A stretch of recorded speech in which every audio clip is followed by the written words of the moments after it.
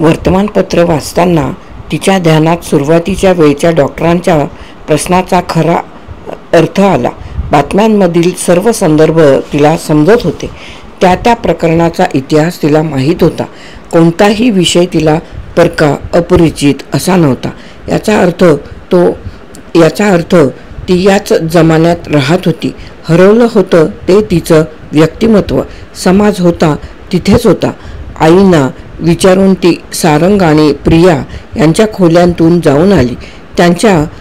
त्यांच्या विषयांवरची तांत्रिक पुस्तकं खोल्यांतून होतीच, पण स्नेहा इतर पुस्तकं पाहत होती. जरा गंभीरतेकडे झुकणाऱ्या, संसारातल्याच नित्य येणाऱ्या समस्यांची उकल करण्याच्या दिशा दाखवणाऱ्या कथा, कादंबऱ्या तिला आवडत असत. त्या पुस्तकांना जराशी विनोदाची झालर असली तर छानच, पण अगदी निखळ विनोदी, फारच वजा, विडंबन वजा पुस्तकांची ती चाहती नव्हती. अर्थात विनोद, विडंबन, फार्स यातूनही सामाजिक प्रथा, रूढी, चालीरीती, पूर्वग्रह आदींवर टीकाटिप्पणी असतेच. पण तिला त्या प्रकारच्या वाङ्मयात स्वारस्य नव्हतं ही गोष्ट खरी होती. पण भिंतीला लावलेल्या रॅकमधून जी इंग्रजी मराठी पुस्तकं होती त्यांची नावं ती पाहत होती आणि त्यातली बरीचशी पुस्तकं तिने पाहिलेली किंवा ज्यांच्या संबंधात बरे वाईट चर्चा झाली होती अशी होती. समाधानाची गोष्ट ही होती की ती त्या वाङ्मय विश्वाशी परिचित होती. तिच्या लक्षात आलं की ती स्वतःसाठी हे सिद्ध करू पाहत होती की या जमान्यात, याच समाजात आपण वावरलो आहोत.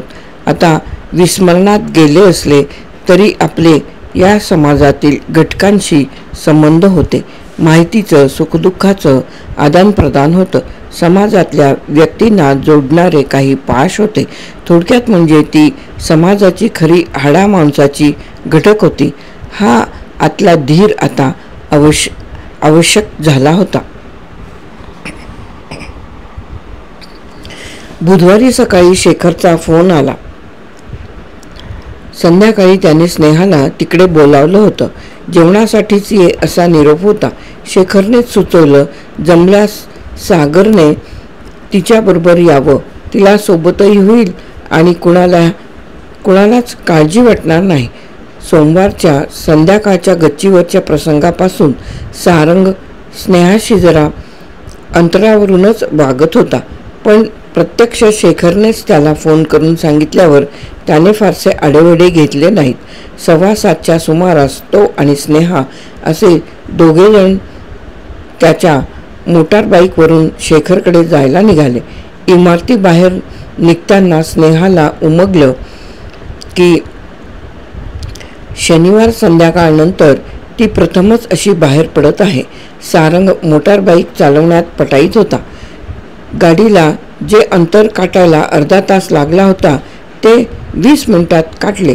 शेखरने बहुधा त्यांच्या येण्याची घरात कल्पना दिली असावी, कारण माया, मोहन दोघंही बाल्कनीत उभे होते आणि स्नेहा मागच्या सीटवरून उतरते न उतरते तोच मावशी करत दोघं आतून धावत बाहेर आले. ती आत आणि वर जाताना दोघंही तिच्या दोन्ही हातांना लटकत होते. त्या दोघांच्या निरागस प्रेमाने तिचं मन अगदी भरून आलं. वर डॉक्टर आणि वैजयंती दारापाशीच होते. सारंगने दोन्ही हातांनी माया मोहनला उचलून घेतलं आणि त्यांना आत नेत तो म्हणाला, सोडा आता मावशीला जरा मोकळी. स्नेहा, डॉक्टर आणि वैजयंती बाहेरच्या खोलीतच बसले. हातावरच्या घड्याळाकडे पाहत शेखर म्हणाला, आता येतीलच त्या एवढ्यात. कोण? स्नेहाने विचारलं. त्या सुरेखा खरे. इथं बोलावलं आहे? हो, बाई मोठी हुशार आहे. दुपारी फोन केला होता. फोनवर त्या स्वतःच आल्या होत्या. वसुधा गोखलेची चौकशी करायला लागलो, पण ही बाई एक शब्द सांगायला तयार नाही. तुम्ही कोण? तुम्हाला कशासाठी ही माहिती हवी विचारत होती. शेवटी मला सांगावं लागलं की वसुधा गोखले या माझ्याच हॉस्पिटलमध्ये आहेत. त्यांना भेटायचं असेल तर आज संध्याकाळी 8च्या सुमारास तुम्ही येऊ शकता. मग त्या सुरेखा खरे येणार आहेत. म्हणून तर स्नेहाला इथे बोलावून घेतलं.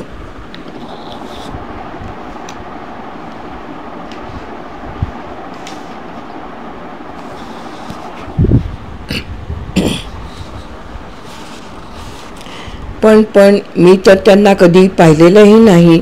स्नेहा, तू त्यांना ओळखत नाहीस ही सत्यस्थिती आहे. तीच त्यांना सांगायची. तुझी कहाणी अशी राहील. सारंगच्या घराच्या समोरचा रस्ता क्रॉस करीत असताना एक गाडी तुझ्या अतिशय जवळून गेली. एक प्रकारचा शॉक बसून तू एकदम फुटपाथवर खालीच बसलीस. सारंगने तुला मदत करून घरी आणलं आणि फोन करून मला बोलावलं. तेव्हापासून तू माझ्या हॉस्पिटलमध्ये आहेस. प्रत्यक्ष घटनांची आपण जराशीच फेररचना केली आहे, पण घटनांचा क्रम तोच आहे, परिणाम तोच झाला आहे. त्या धक्क्याखाली तुझी सर्व स्मृती गेली आहे. एवढंच सांगायचं. ते तुझं पोद्दार नाव, घर, पती, मुलं ते स्वतःपाशीच ठेव. त्याचा कुठेही उच्चारसुद्धा करू नकोस. त्यासाठी वैद्यकीय कारणं काय द्यायची असतील ती मी देईल. तू इथे कोणालाही ओळखत नाहीस ही वस्तुस्थिती आहे.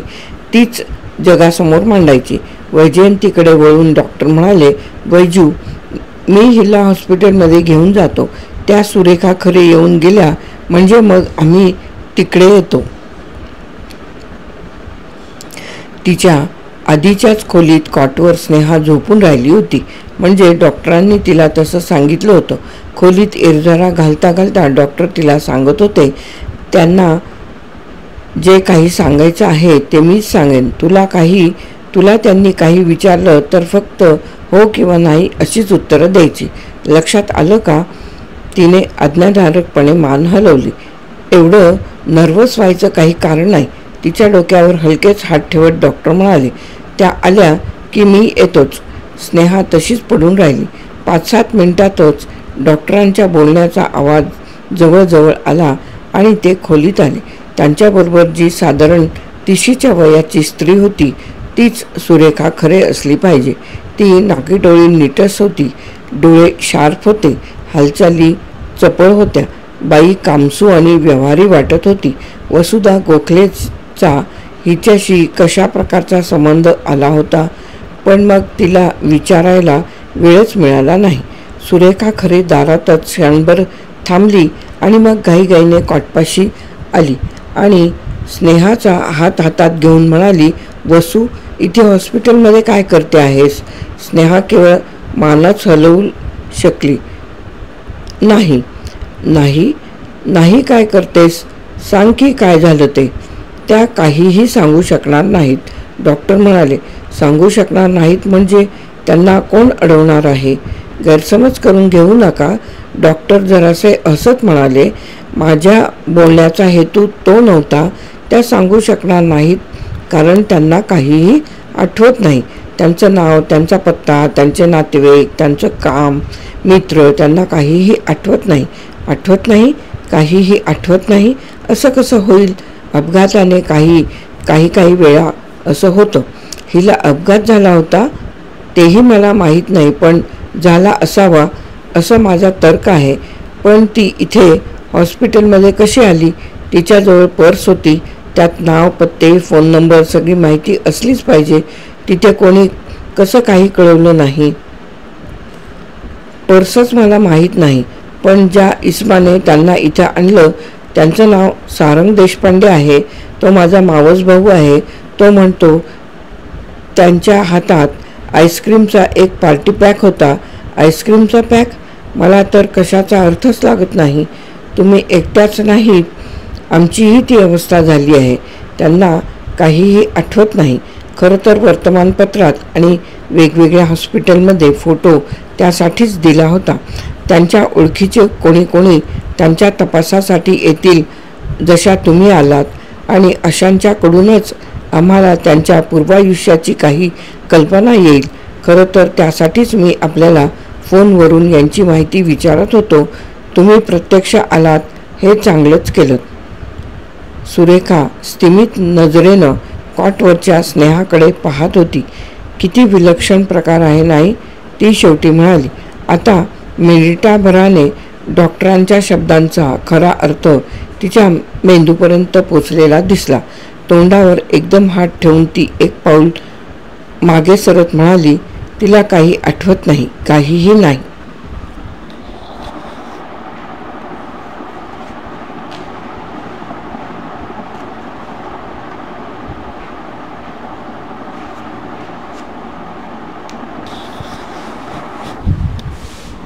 नाही, डॉक्टर म्हणाले. देवा रे, मग तिचं कसं व्हायचं हो? तुमच्याच मदतीची आम्ही अपेक्षा करीत आहोत. काय मदत करू सांगा ना. माझ्याबरोबर ऑफिसमध्ये येता.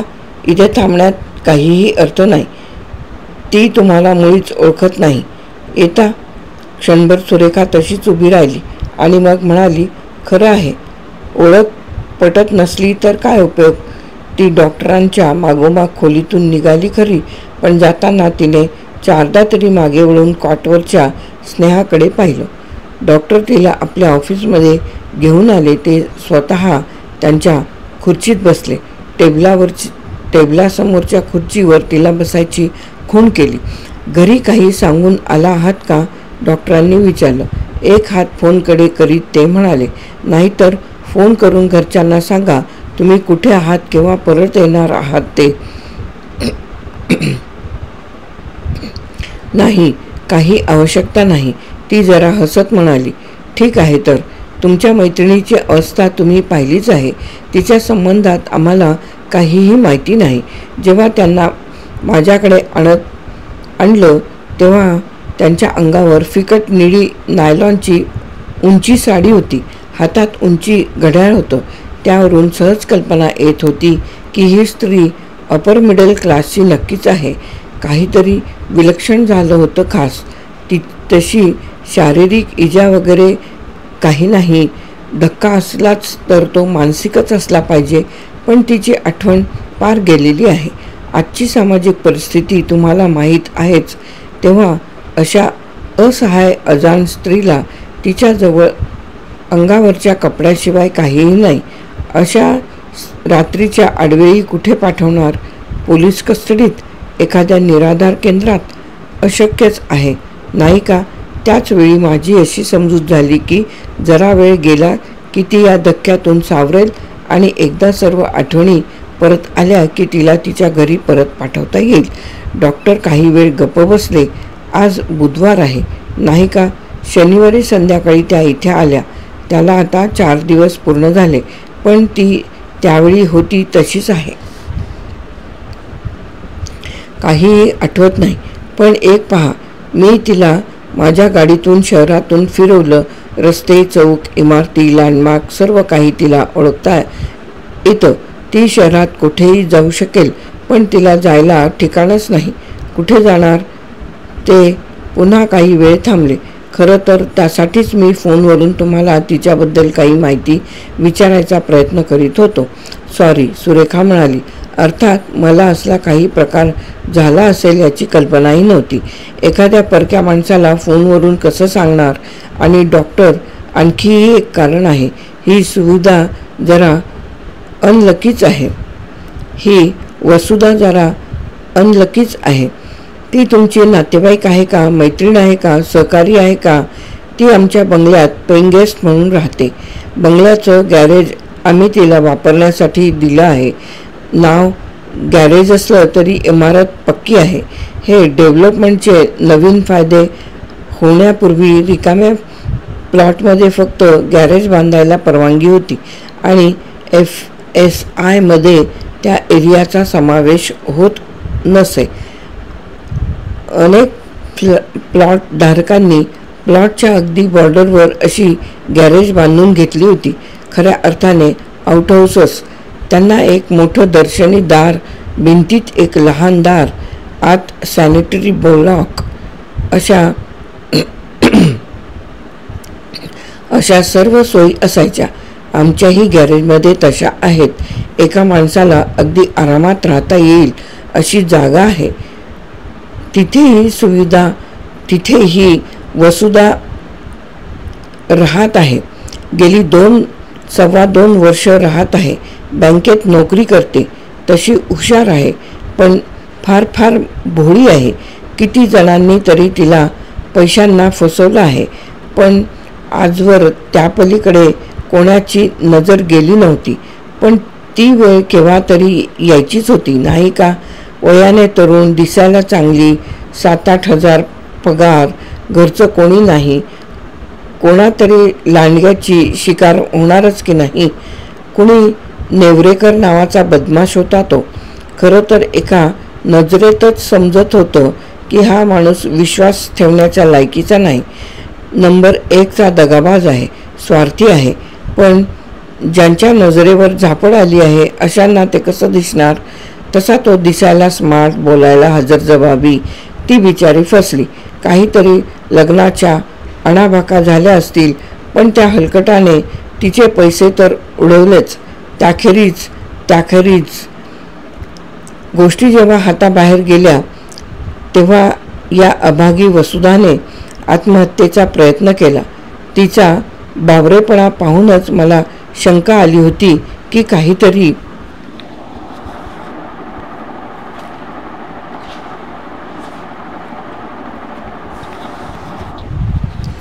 काहीतरी गोंधळ आहे. आणि माझं तिच्यावर अगदी बारीक लक्ष होतं. सकाळची चहासाठी ती आमच्याकडेच यायची. त्या सकाळी आली नाही. तशी मी लगोलग तिच्या खोलीकडे गेले. दार आतून बंद. मोठ्याने हाका मारल्या.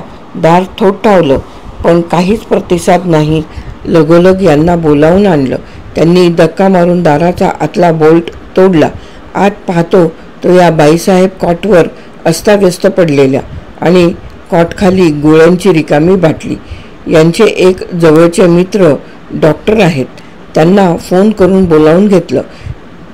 यांचे 2 शब्द ऐकताच त्यांना कल्पना आली होती आणि ते तयारीनेच आले होते. तासभर धावपळ चालली होती. ते स्टमक पंप आणि इतर काही, पण शेवटी बाईसाहेब आउट ऑफ डेंजर झाल्या. मग तिला माझ्या घरीच आणलं. डॉक्टरांनी सर्टिफिकेट दिलं आणि बँकेतून रजा मिळाली. तशी तिची कितीतरी दिवसांची रजा शिल्लक आहे. तेव्हा तिथे काही प्रश्न आला नाही. घरी आल्यावर हळूहळू सारं बाहेर आलं. दिवस गेले होते. 3 महिने झाले होते. शेवटी एका खाजगी हॉस्पिटलमध्ये क्युरेटिंग करून घेतलं. शेवटी अशाच वेळी ओळखी वापरायच्या असतात, नाही का? हॉस्पिटलमधून घरी येईपर्यंत काहीच विचारलं नव्हतं. पण मग तिला विचारलं, आई वडील कुठे आहेत? गावात कोणी जवळचा नातेवाईक आहे का? तिचं आपलं एकच उत्तर, नाही. मग तिला नातेवाईकच नाहीत का? कुणाला सांगायचं नाही? मला उमगलं नाही. आणि तिची स्थिती तर अशी होती की वादावादी करण्यात काहीच अर्थ नव्हता. आधीच बिचारी इतकी खचून गेली होती. या साऱ्याला किती दिवस झाले. अजून ती कामाला कुठे जायला लागली आहे? घरीच तर आहे. शनिवारीच संध्याकाळी घराबाहेर गेलेली असणार. शनिवारी यांना सुट्टी होती आणि एका मित्राकडे जेवायला जायचं होतं. वसुधाची प्रकृती आता खूपच सुधारली होती, म्हणून तिला घरात एकटी ठेवून आम्ही सगळे गेलो. तेही तिने अगदी जाच असा आग्रह केला म्हणून. नाहीतर मी तरी खासच घरी राहिले असते. तरी आम्ही 8:30लाच परत आलो. अगदी हातावर पाणी पडताच निघालो. तिला सांगितलं, घराचं दार लॅचवर ठेव, म्हणजे आम्हाला उशीर झाला तरी तिची झोपमोड व्हायला नको. परत येतो तर घरात अंधार. मनात म्हटलं, लवकर कंटाळून झोपली असेल. पण आत येऊन पाहतो तर बाईसाहेबांचा पत्ताच नाही. चिठ्ठी चपाटी नाही, काही नाही. रात्रीचे 10 वाजले तेव्हा मात्र माझ्या तोंडचं पाणी पळालं. सारखं वाटायला लागलं तिला एकटीला अशी घरात राहू द्यायला नको होतं. वरवर नॉर्मल दिसली तरी खरी सुधारलेलीच नव्हती ती. सारी रात्र आमची धावपळ चालली होती. बरं, तिचा एकही फोटो आमच्याकडे नाही. तिच्या खोलीत खूप शोधाशोध केली, पण काही फोटो मिळाला नाही. शेवटी पोलिसात तक्रार नोंदवली. पण फक्त वर्णनच देता आलं. तेव्हापासनं सगळीकडे चौकशा चालूच आहेत. रोज वेगवेगळ्या हॉस्पिटलमध्ये चक्रा चालूच आहेत. त्या हॉस्पिटलमध्ये फोटो पाहिला आणि मनाशी म्हटलं, चला बाईसाहेब जिवंत तरी आहेत, जीवाचं काही वेडवाकडं करून घेतलेलं नाही. या खरे बाईंना कितपत सांगावं याचा शेखर विचार करीत होता. एक गोष्ट उघड होती, खरे बाईंच्या सहकार्याची नितांत आवश्यकता होती. त्यांनी या तथाकथित वसुधाला आपल्या परीने खूपच मदत केली होती. आज नाहीतर उद्या वसुधाला तिच्या खोलीवर परत जावंच लागणार होतं. खरेबाईंना सर्व सांगणं हाच सर्वोत्तम मार्ग.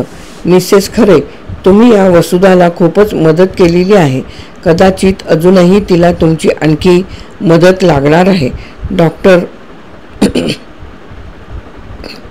वाटेल ती मदत करायला मी तयार आहे. माझ्याच चुकीने हे रामायण घडलं आहे. त्याची काही प्रमाणात तरी भरपाई करता आली तर मला खरोखरच आनंद होईल. तर मग ऐका, तिला मागचं काहीही आठवत नाही असं मी तुम्हाला मगाशी सांगितलं ते अर्धसत्यच होतं. गोष्ट समजून घ्यायला खूपच कठीण आहे, पण प्रयत्न करा. आता हे पहा, त्यांना माझ्या हॉस्पिटलमध्ये आणलं तेव्हा त्यांच्या अंगावर फिकट निळ्या रंगाची नायलॉनची साडी होती.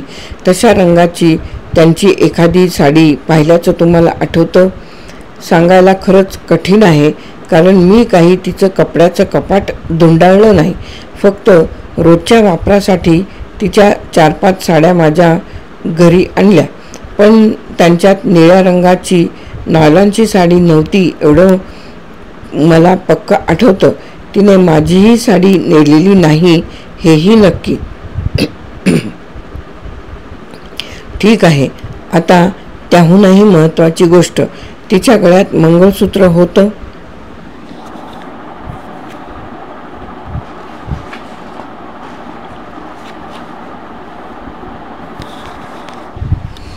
मंगळसूत्र? ते कसं शक्य आहे? नुसतं होतं असं नाही, अजूनही आहे. मला तर काही समजतच नाही.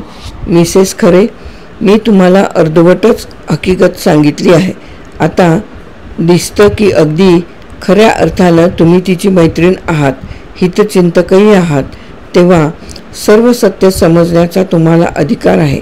तेव्हा ऐका, तुम्ही जिला वसुधा गोखले म्हणता ती स्वतःला मिसेस स्नेहा पोद्दार समजत आहे. तिला कोणता शॉक बसला होता मला माहीत नाही, पण ती माझ्या मावस भावाच्या घरासमोर अत्यंत गोंधळलेल्या विमनस्क मनस्थितीत उभी होती. ही गोष्ट खरी आहे. सारंगने, माझ्या मावस भावाने तिला आपल्या घरी वर आणली. ती सांगत होती की जिथे सारंगच्या ब्लॉकची इमारत होती त्याच जागी तिच्या मालकीचा वाडा होता. शनिवारी संध्याकाळी ती घरच्यांसाठी आईस्क्रीम आणायला म्हणून बाहेर पडली होती. तिच्या हातात खरोखरच व्हॅनिलाचा एक पार्टी पॅक होता. दुकानातून ती घरी परत यायला निघाली आणि मूळच्या ठिकाणी तिचा वाडाच नव्हता. खरोखरच एखाद्यावर असा प्रसंग आला तर त्याची मनस्थिती काय होईल याची कल्पनाच करा. त्यातून ही एकटी स्त्री, रात्रीची वेळ, जवळ फक्त 50-60 रुपये. सारंगने तिला वर नेली. तिथे मावशी होती. त्यांनी आधी तिला धीर दिला आणि मग तिची पर्स उघडली.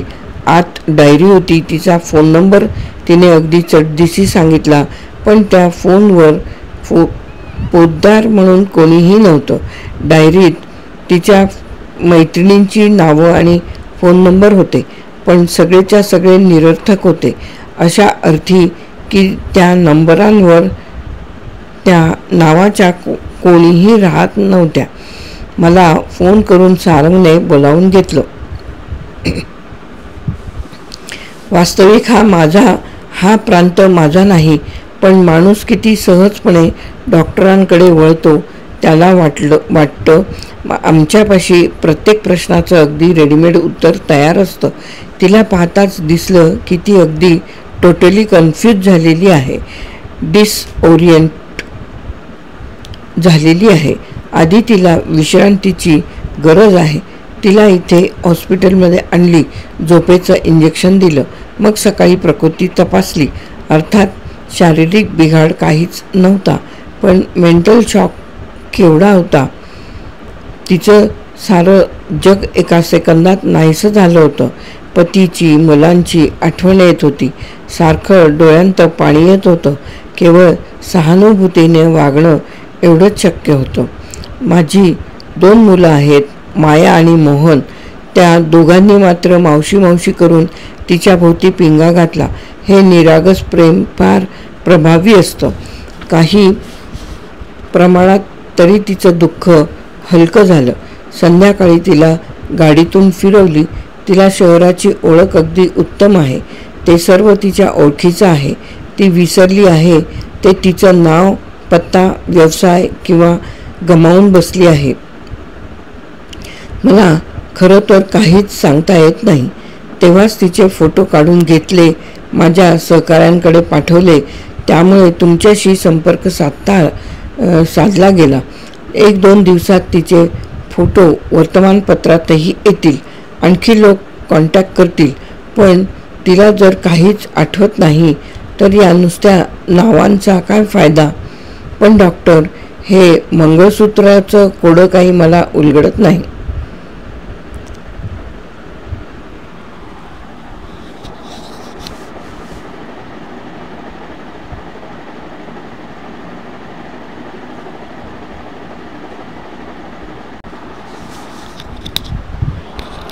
पण डॉक्टर, हे मंगळसूत्राचं कोडं काही मला उलगडत नाही.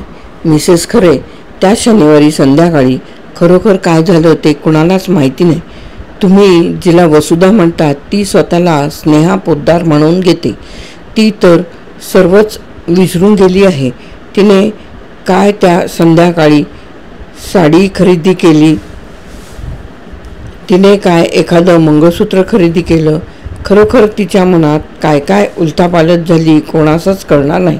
हे पोद्दार हे नाव, इथला हा वाडा, बेबी, मुन्ना, ही 2 मुलं, ह्या सगळ्या मैत्रिणी, त्यांची नावं, पत्ते, फोन, हे सर्व काय एका संध्याकाळीच झालं का ती सुरुवातीपासूनच एक दुहेरी आयुष्य जगत होती? स्क्रिझोफ्रेनिया सारखा दुसरा एखादा विकार ती विलक्षण मानसिक तणावाखाली जगत होती. हे तर खरंच. म्हणजे तुम्हाला म्हणायचं आहे का की तिने हा सगळा पसारा आपल्या कल्पनेनेच स्वतःभोवती उभा केला? तसं झालंच आहे असं मी म्हणत नाही, पण ती अशक्य कोटीतली गोष्ट खास नाही. स्वसंरक्षणासाठी माणसाचं मन कोणत्याही पातळीपर्यंत जाऊ शकतं. पण शेवटी एक पहा, बाह्य जगाशी माणसाचा संबंध त्याच्या 5 ज्ञानेंद्रियांमार्फतच येतो ना. दृष्टी, गंध, स्पर्श, श्रुती, चव यांच्यामार्फत येणाऱ्या संवेदनांवर आधारित अशी तो एक बाह्य जगाची प्रतिमा मनात साकार करतो की नाही? मग बाह्यसृष्टीतले जे घटक सक्रिय आहेत, ज्यांचा स्पर्श वा विचार असह्य असतो, असे घटक दृष्टीआड करण्याची क्रिया काय अशक्य आहे का? जे तुम्हाला पाहायची इच्छा असेल तेच तुम्हाला दिसतं. मी असं म्हणत नाही की हेच झालेलं आहे, पण आपण आपलं मन उघडं ठेवलं पाहिजे. सर्व शक्यतांचा विचार केला पाहिजे. मिसेस खरे, तुम्हाला हे सर्व अशासाठी सांगितलं की परिस्थितीची तुम्हाला पूर्ण कल्पना असावी.